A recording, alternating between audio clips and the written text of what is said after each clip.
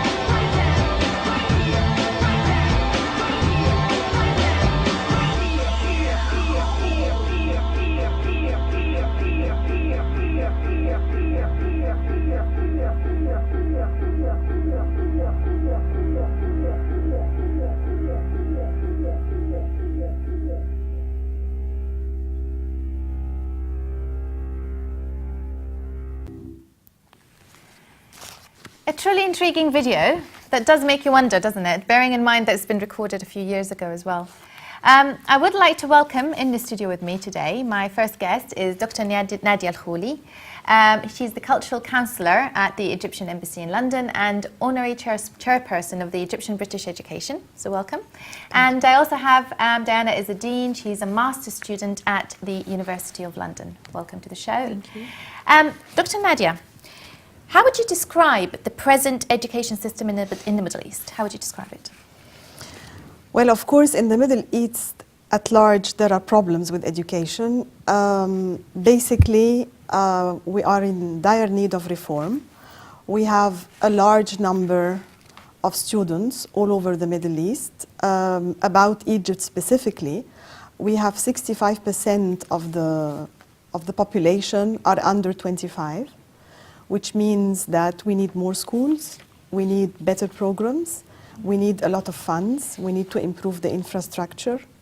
And I think that I can't really talk in terms of statistics about other Middle Eastern countries, but I think overall, from what we see currently, that we have not really contributed to the world in terms of knowledge, in terms of creativity, in terms of scientific research, basically because the education system in that part of the world needs to be reformed. Right. Apparently, according to the World Bank, there are great differences in educational attainment of the rich and the poor, and this is where we call it the wealth gap. That's apparently quite prevailing in countries like Egypt and many parts of the Middle East. What's your views in this matter with regards to the wealth gap? Yes, this is very true because in Egypt, for example, the public schools, the public sector, which are the schools that are under the authority of the Ministry of Education, and where education is free. These schools are extremely, they need a lot of things, coming from starting with infrastructure to the quality of the teacher. Also the curriculum is pretty poor and it needs a lot of development. The classrooms in the primary stage, we can have a classroom where we have more than 80 students in one class. That's true, yes. There is no time to do any extracurricular activities. Most of these schools, they work in the morning and then they also open in the afternoon for another two shifts. The day, yes. Right. So again, which means that the students don't have any time even to play at school, to engage in sports, to do anything that is fun, because there's no time. And also the teachers themselves are so underpaid that they don't actually teach quality teaching because they all give private lessons. Yeah, that's something I was going to come to you. Yes, that's right, because apparently private tuition apparently has become more of an obligation than a remedial activity. Exactly. For parents, apparently. Is it because the mainstream schools, just like what you said, don't have enough governmental support and spending? And is it more like because of the prevalence of private schooling as well? Yes, because obviously, even if the teacher is qualified, which is rare, but even if he's qualified, and even if he really wants to do his job properly, he cannot really teach a class where he has 100 students, especially in the primary stage. Right. So even if he wants to, there are so many impediments that he can't. And also the students, if they want to achieve, and they cannot really understand anything in this overcrowded classroom, they will resort to go to what we call the private centers, where it's like a parallel school.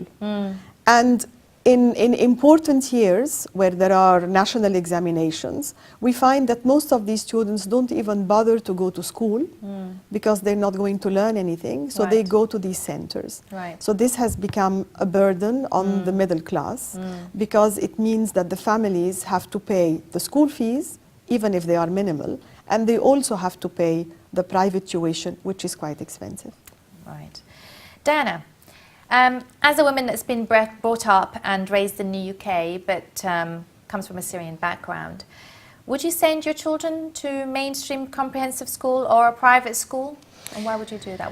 Which one would you choose? To be honest with you, it's a very good question because I was discussing this with my husband the other day, and for me, I would definitely send my children to private schools because at the moment, looking at the differences between state schools and primary schools, it's quite difficult to be able to progress their children from a state school to a grammar school. Right. So for me, in order for me to aim for the grammar school, I would have to send them to a private school in order for them to achieve what they want in life and progress to university and get into the top courses in the best universities in London.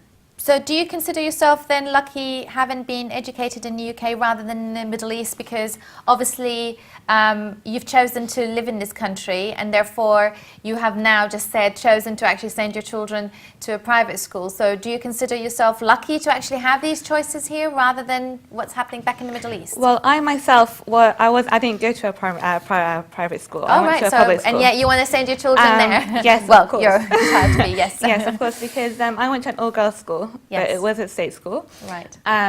But for me to live in Syria or live in the Middle East is quite difficult. Although I did go to Saudi Arabia for 4 months and I did Right. work there, All right. but I found it very, very difficult, so I do consider myself very lucky.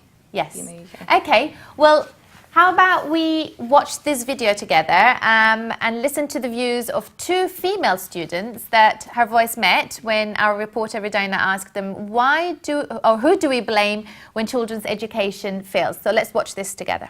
They have just recently discovered that children's education in the Middle East, including Pakistan, is actually failing in comparison to the West. What do you reckon that could be? Why could that be?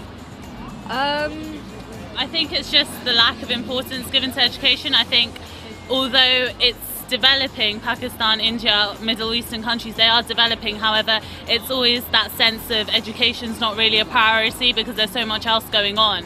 And I think children really want to educate. I know that us westernized societies, we take our education for granted a lot. Like when we have lectures, oh, don't go to lecture today. But those kids really want that, and I think we're not doing enough for them because we're kind of selfish in that sense. And I think the developments are taking place. I mean, schools are being built and a lot of priority is given to education over the coming years, but I think it needs to be upped in the sense of less of us and more of them. So the voluntary work that we do, I mean, our university, we go to City University, we constantly get emails and people coming in to talk to us, like volunteer, help us out, you know, go to different countries, teach them what you already know.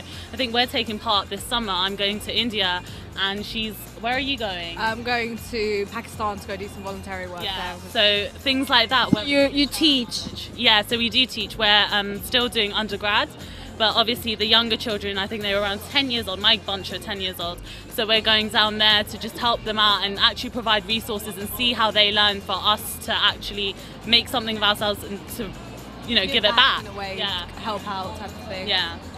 Well, it's the same thing. They've showed the studies the same thing with scientific outputs, so like discoveries and things like that. We make much more discoveries in the West than they do over there. What do you reckon? Why is that?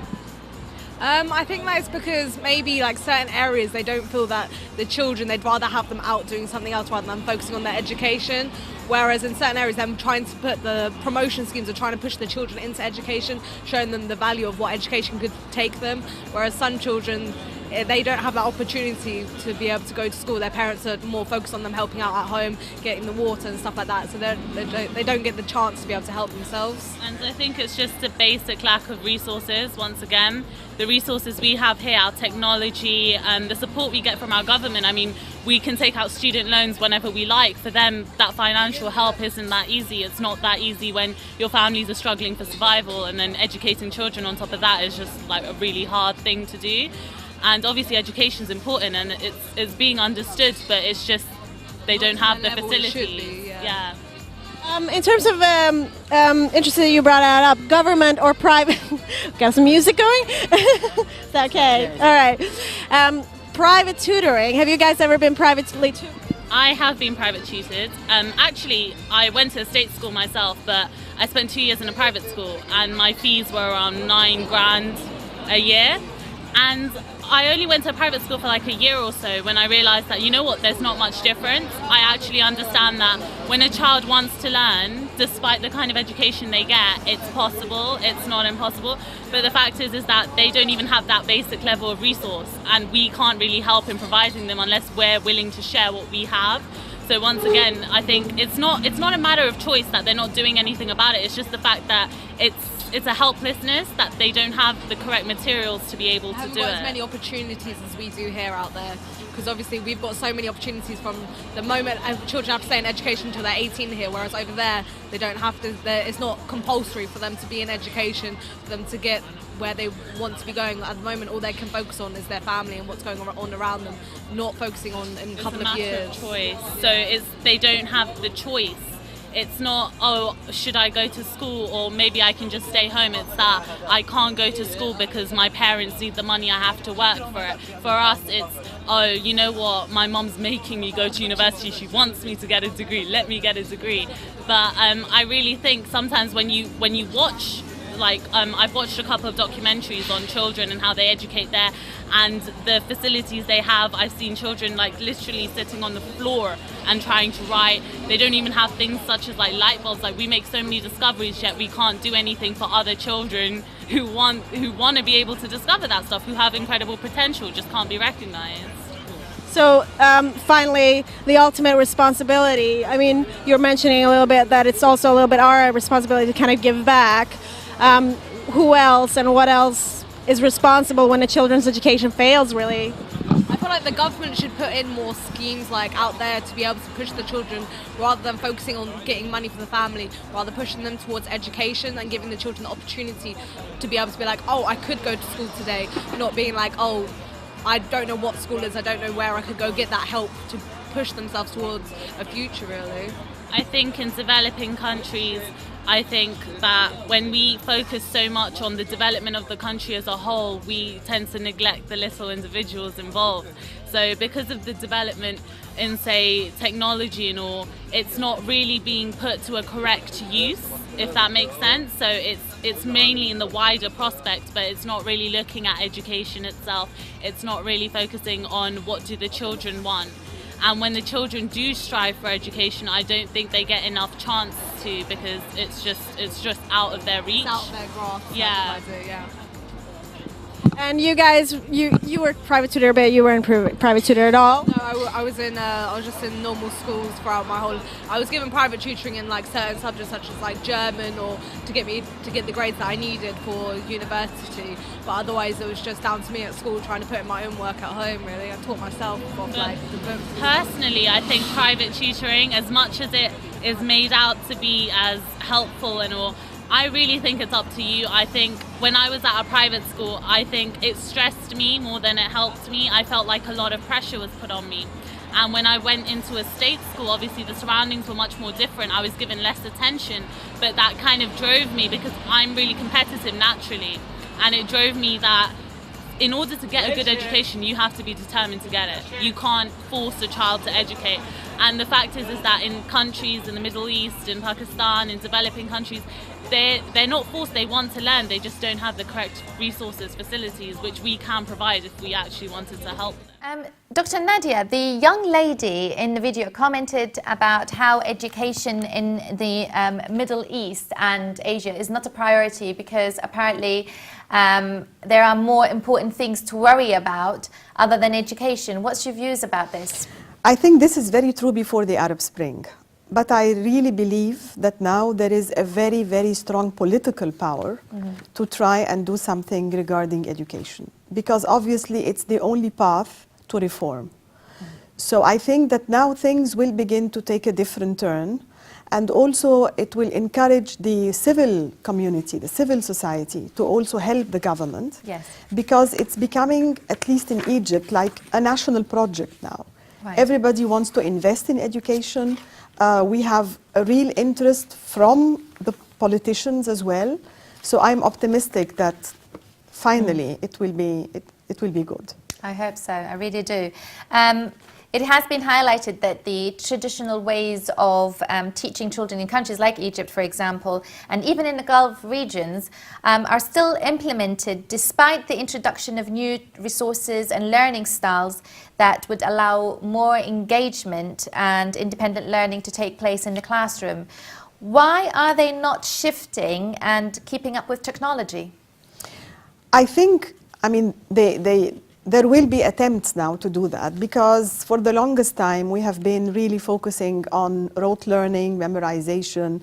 The examinations are all standardized. They just require the students to just gather information, factual information. There was no critical thinking, no creativity, no interaction between the teacher and the student. All these are the drawbacks and the weaknesses in the system.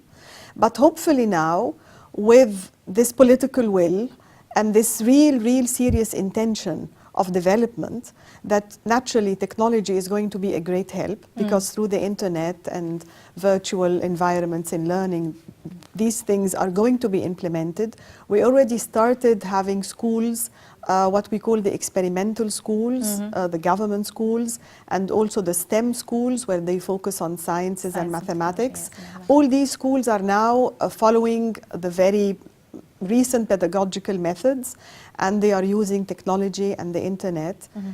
But of course, we need much more. That's right, that's right. I totally agree with you. I totally agree. Now, what I've got basically now is our reporter. She's out again, actually, and she went out well, she was in London, and she asked members of the public about their opinion on private schooling and the state of the education system in the Middle East. So how about we hear what she said, or what they said?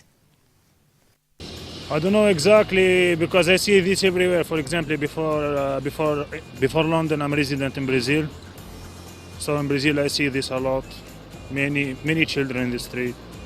Many children in the street. Brazilian government are not giving anything for them. They are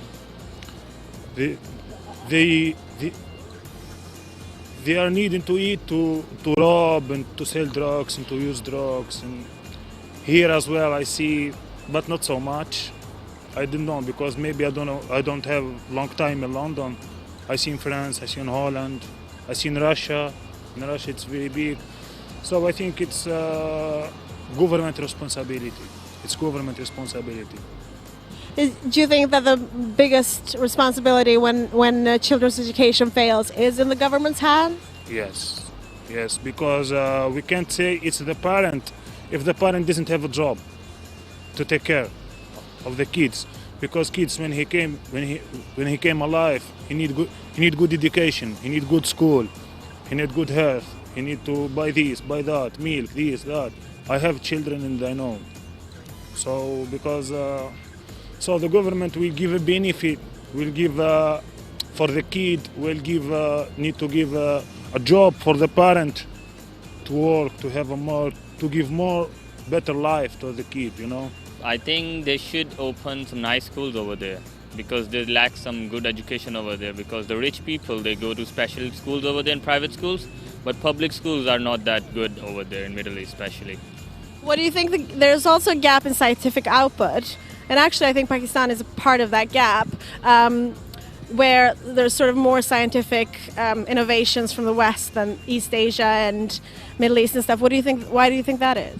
I mean, there are more in terms of that, I think there are more educated people over there as well, but the lack of instruments and stuff, because they can't utilize them. Like in UK, you have better instruments, but in Pakistan, you don't have them, because that's why most of the Pakistani people come to UK for work, especially doctors and all engineers and stuff. Do you have children? No, I don't.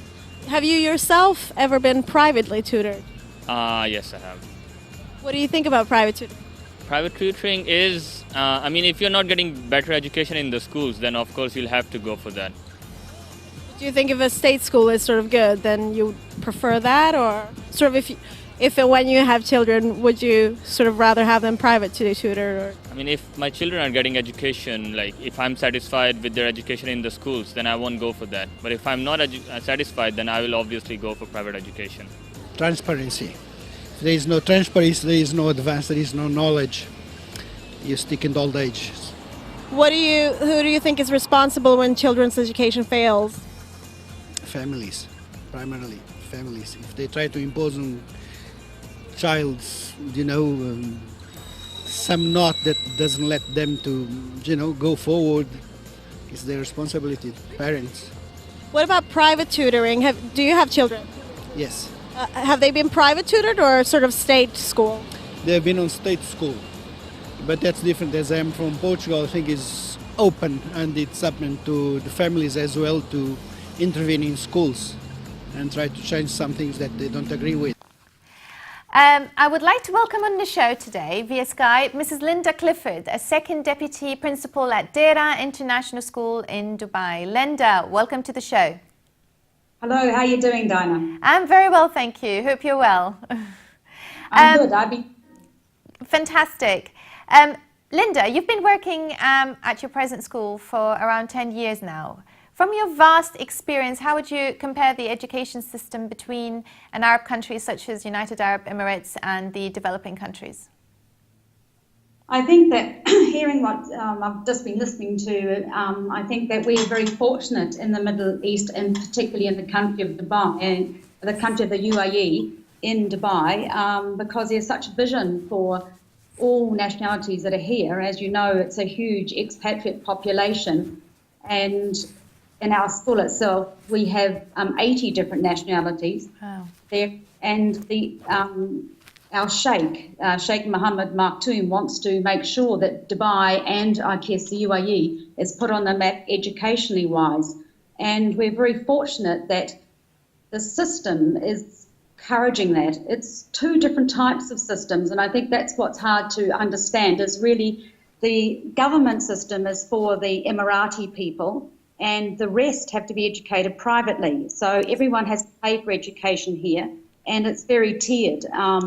So you can get education system for people who come in from India or Pakistan or the Philippines, even Russian schools, and then you get international schools that have followed different curriculums, and there's 4 main curriculums that you'll find in the UAE, which is Indian curriculum, the British curriculum, an American curriculum, and the IB, the International Baccalaureate curriculum. So parents have to be able to afford to pay for that. Often companies pay for it, but it's a great expense. So when you come to work in this country, you've got to take education in as one of the priorities of your salary or your income. Right.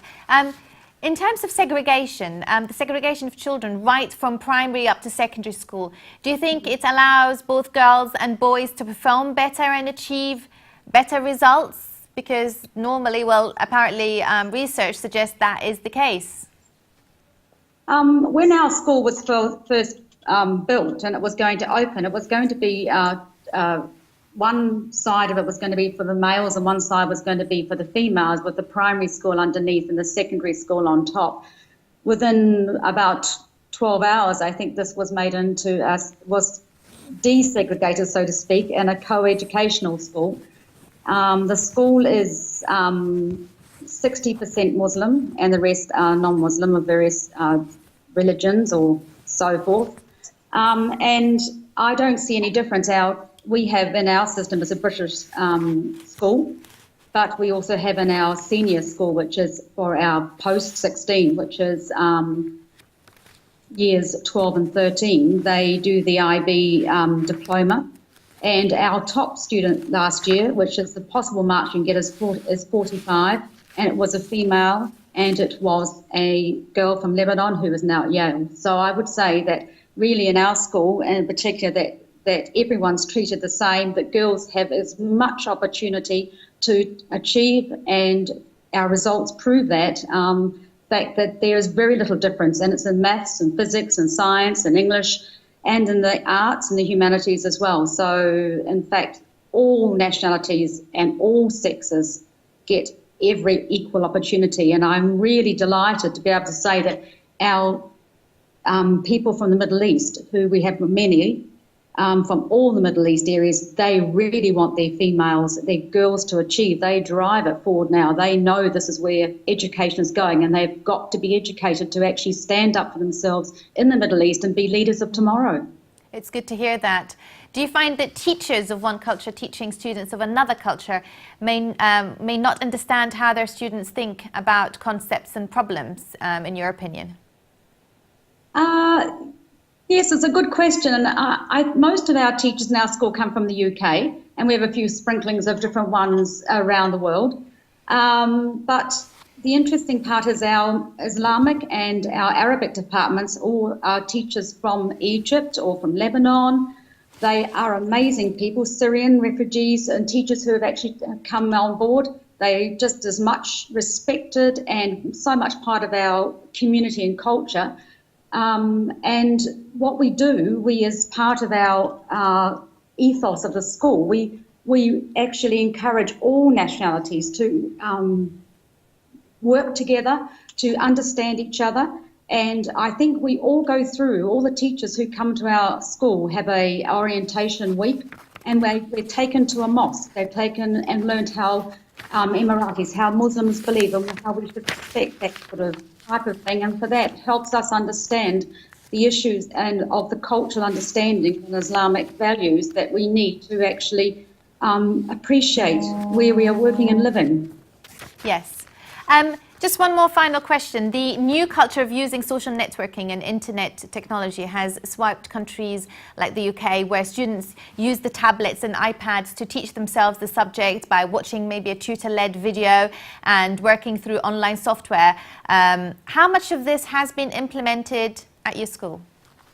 Oh, at Deer International School, I would say that is one of our big things that we have. The whole school's Wi-Fi'd. We have e-learning. All our students bring their iPads, their laptop computers, and their smartphones, which is probably the biggest thing they bring because they're easy. All learning has IT embedded into it.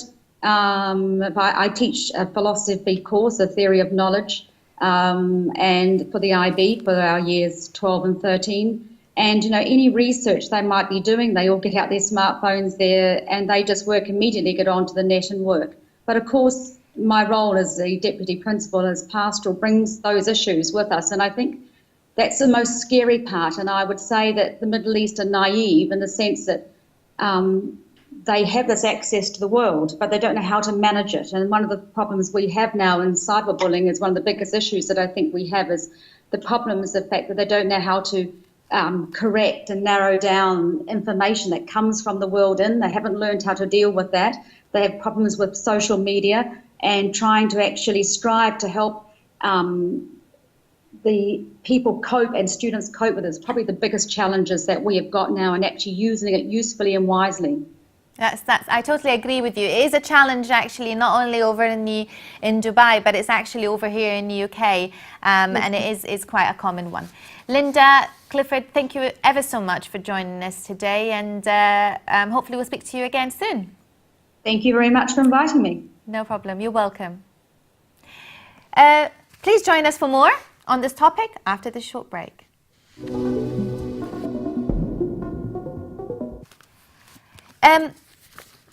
Diana, or is it, actually it's Dr. Nadia. If governments were to blame for the failure of our children's education, what should happen to rectify this major problem? Well, I think basically they have to look at the infrastructure. We need more schools, definitely. There has been attempts now to invest in teacher development. Currently, I've been in the UK for like 2 years, and so far we have trained over 200 teachers who come here and they spend 3 months to do training, and eventually when they go back, they train others. So teacher development is very important. Also trying to decentralize and to give more autonomy to the schools. Also to start implementing quality assurance measures, which is something that is lacking. To try and have more inspectors to inspect the schools. So, and naturally to work towards developing the curriculum. Right. If teachers in a country obviously like Egypt, what kind of training programs, which is what you've just mentioned, what kind of training programs would they follow or would you implement? And is it a compulsory, would it be a compulsory training program that they must undergo before going into teaching, like here, for example? Yes, basically there is a paradigm shift now, because in the past, until very recently, teachers were promoted according to seniority. But now teachers are going to be promoted according to research and according to creativity, development, and different criteria. Also, you've been talking about the internet and technology That's and right, tablets. yes. Now, in a lot of government schools, all the students are given tablets, and the teachers as All well. right, excellent. And all the training that has taken place here in the UK was basically teaching the teachers how to make the best use of their tablets. Fantastic. We do have actually another Vox Pop, which again, it's got more of the public's opinion about today's topic. And then after that, I'd like to ask you a few questions, Diana. Why like we are lacking behind, or why it's like this? First of all, it's personally like in the Western world is like very much different from the Middle East and from the Asian countries. It's like cultural issues and like political stuffs and religious values and all these stuff. They all together. West is always like on the always on the, you can say, a step ahead, like in science and IT and stuff. It's all about like the resources they got. Their plannings and structure issues like that. With the Middle East, like they people like they are different, the different race in the world. Like they got power, they got money, they got resources. But it depends like how to utilize your resources in which like line. With regarding to, as you say, like with the Asian countries like they are upcoming as well. Like you can see Pakistan, India, Sri Lanka, Bangladesh, China, Hong Kong. They're improving quite a lot in IT and these kind of structure. Again, I would like to say it's all about like resources and the way you use them, the way you want to go and in which direction you want to go, and you have to like go side by side with the Western countries or the rest of the world.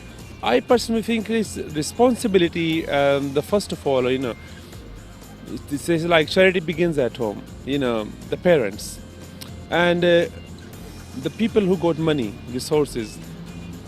They send their children to school. There's like, I don't think so there's any parent in the world who don't want to send their kids to school for a good education. No one. So first of all, they have to fight for the survival. If they have basic necessities of life, basic needs, then the next thing is like they have to give education to their kids so that they can be a good human being to survive in the society.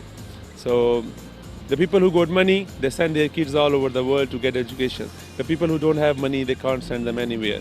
And for like their own personal reasons and their own like being on a like lower standard of the life, they put them into the work or do something. At least they can win some bread. Because if you go like in some countries where it's so much poverty, Africa, Far East countries, even like one person is a breadwinner and the rest of us has to eat. So in these kind of poverty conditions, like they think their way. We can't put like our things to them until unless we give them resources, we provide them basic necessities to study, to go to good schools, and the structure of the country, or like you can say the government should provide the basic education, which I think is very much important. Doesn't matter which country, but if the government provide the basic necessities to the kids for their education, then parents would have like encouragement to send them to school so that they can come across with the other kids to get some basic education, to be like a good person, human being in the society and perform other way. Do you have any children? Yeah. Have you ever had like a private tutor? Just until the first year for their education, then I take it out to the ministry. What do you think about private tutoring? Are you for or against it? For, let's say, yeah. Diana, do you think that if a child fails at school, it's actually the teacher's fault? No. The reason for this is because as we saw in the video, it's more about where the child is at home and what kind of resources they have. So if they have all the resources at home, all the books, everything that they need, then that shouldn't be a problem. It would not affect their school, or it has nothing to do with the school. And if the teacher is well qualified to teach and is doing their job, then that there's no excuse for the child to fail at school.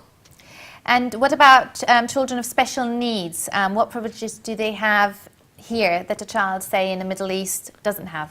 I worked with autistic children in primary school, reception class, nursery, and they've got so many resources like the sensory room.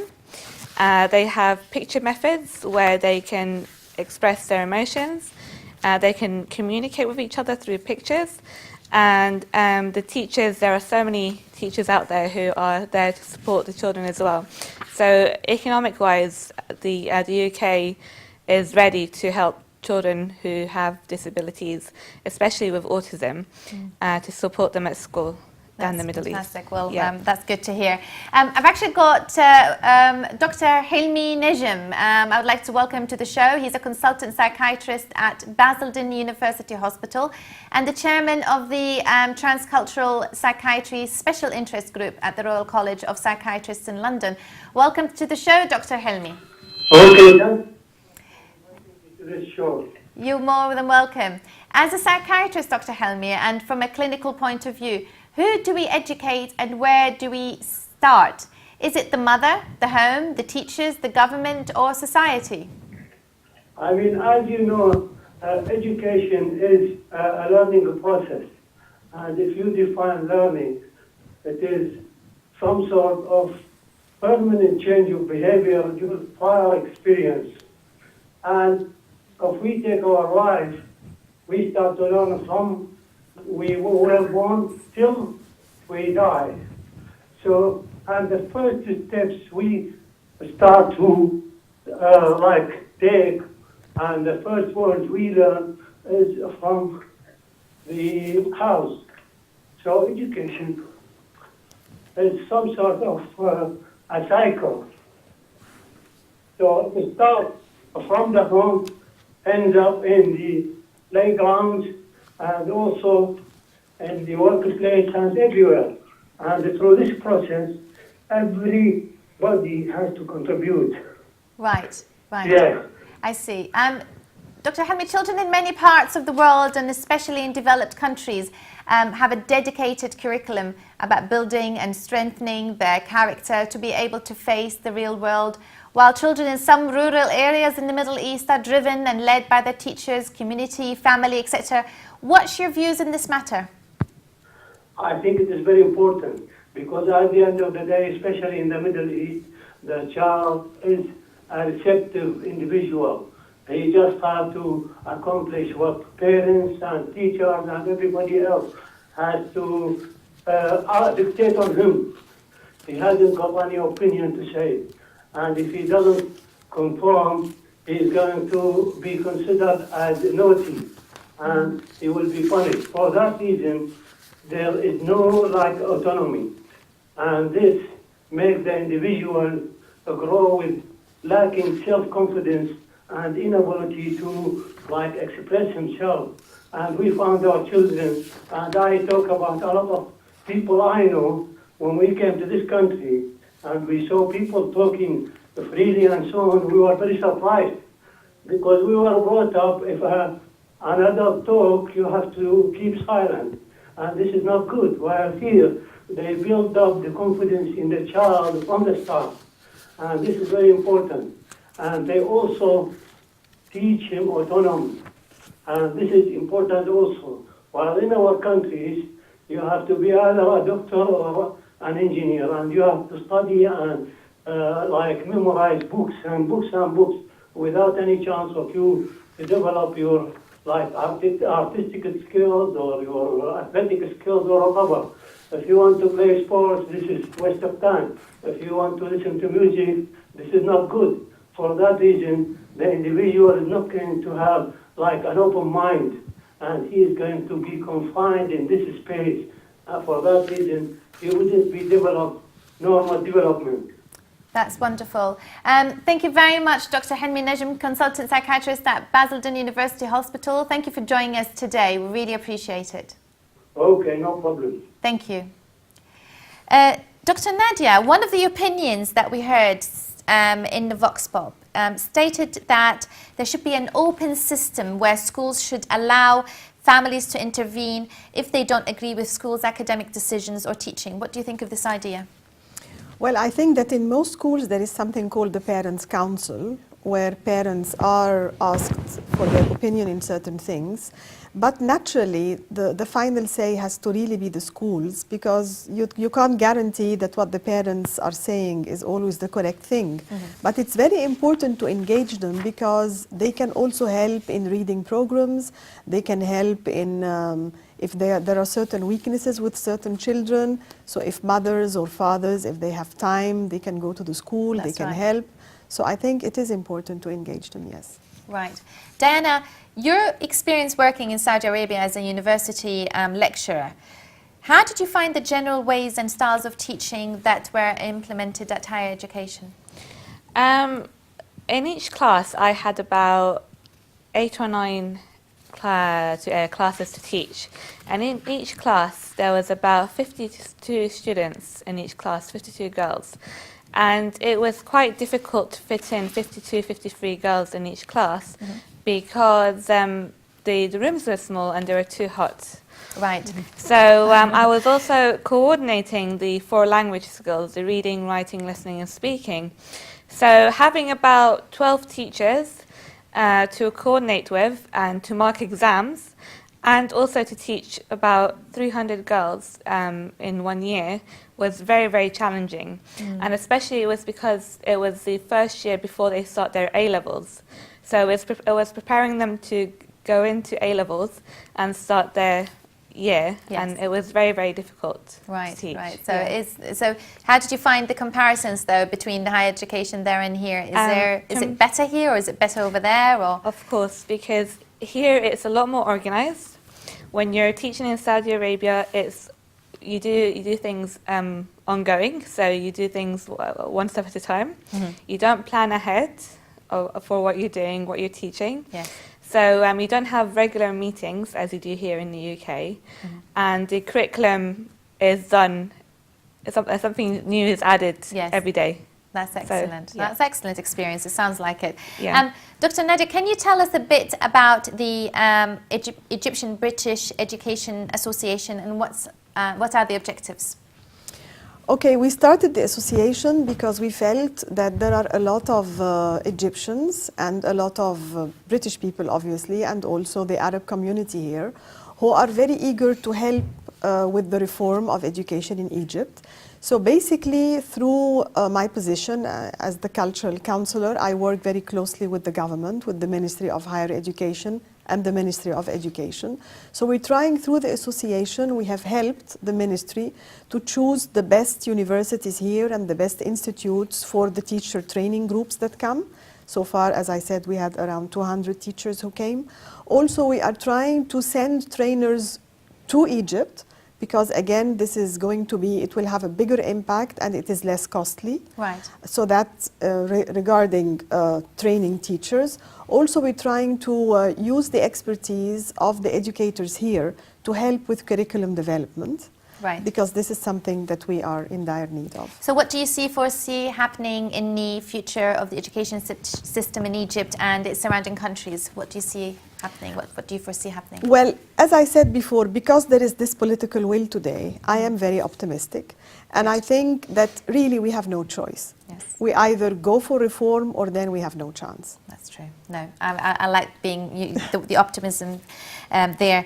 Diana, what's your future plans in terms of the work you do at university? As already I can see one happening very soon. Yes, of course. I'm planning to submit my dissertation now in September 1st for my master's in applied linguistics.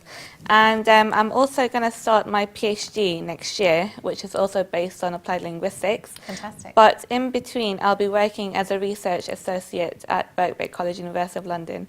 I'm hoping to, before I... The new arrival. After my new arrival. Wonderful. There's a lot happening there in your life. You're going to be a very busy woman. Yeah, definitely. Well, I would like to thank today's guests, Dr. Nadia Al-Houli, Cultural Counsellor for the Embassy of Egypt in London, and Mrs. Diana Izzadeen. She's a master's student at the University of London, for obviously taking part in this week's show. So thank you so much for coming. Thank you. Thank you. The obvious, but quite unrealistic answer is that Less economically developed countries should improve their schools, and the role of the teachers is paramount to improve educational standards. Governments that are serious about attracting the best people into teaching must look seriously at the status of teachers, alongside other factors such as their salaries. But one must remember that there is no clear link to be found between teacher status and pupil outcomes. Governments across the Middle East and North Africa have invested heavily in education, and the past decade has witnessed a rapid expansion of primary and secondary education. Yet, the results have been disappointing. Schools and universities are turning out graduates lacking the skills they need to succeed in employment markets, and the employment market itself is hamstrung by economic mismanagement. The result?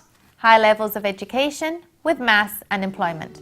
Thank you for joining me today. See you next time. Bye-bye.